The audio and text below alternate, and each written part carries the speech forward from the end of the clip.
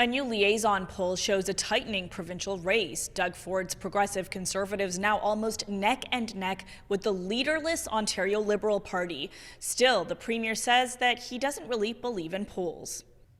You know, polls are for dogs. And the only poll that counts is on Election Day.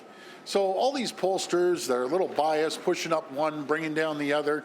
The people will decide. The people will decide if they want to go back to tax and spend governments. Now, this particular poll comes just 1 year after Doug Ford was re-elected. The survey of 1,000 residents found if there were an election tomorrow, the PCs would have just a 4-point lead over the Liberals. They would garner 40% of the vote. That's down from 47% in the fall. And the Liberals would get 36%. The current official opposition party, the NDP, led by Marit Stiles, even further back at 17%. The drop in Doug Ford's popularity comes despite his directive to run frequent Protect Ontario ads, propping up his government. Meanwhile, the Liberals are still months away from choosing their next leader, and that seems to be working to their advantage. It's sort of like a blank slate right now in terms of who are the Ontario Liberals and what would they do. The only thing you do know is that they're not Doug Ford's PCs and they're not Doug Ford. It's a very steady trend that we're seeing where month after month, the PCs are losing 1 point here, 2 points there. I think the fact that they're running all these ads is sort of almost an acknowledgement that maybe their poll numbers aren't where they would like them to be right now.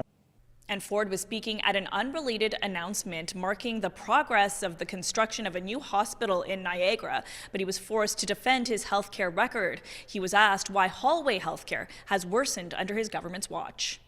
We've done more for healthcare than anyone ever in the history of this country. Do you know what we need to do more?